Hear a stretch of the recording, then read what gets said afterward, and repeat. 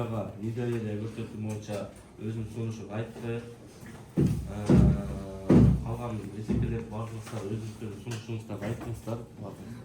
Күн тартуу боюнча бул боюнча колго салып берем. Урматтуу депутаттар, кандай болбосун мыйзам чегинде кетиш керек. Бирок урматтуу депутаттар, буга чейин мени жакшы билесиздер. Ар кайсы кеңешти позициясын колдоп берген.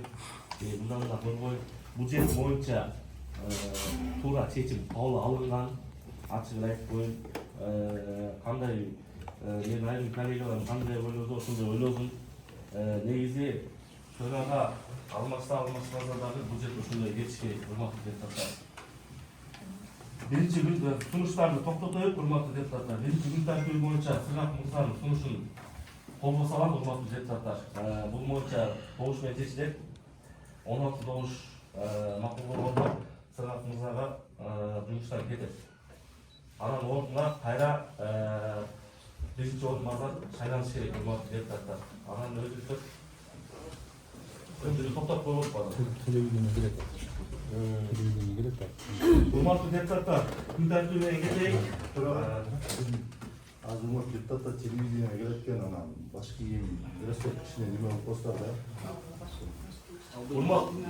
Урматтуу депутаттар, келиңиздер. Бүгүнкү күндө биринчи күн тартиби боюнча биринчи күн тартиби боюнча Сыгак мырзаны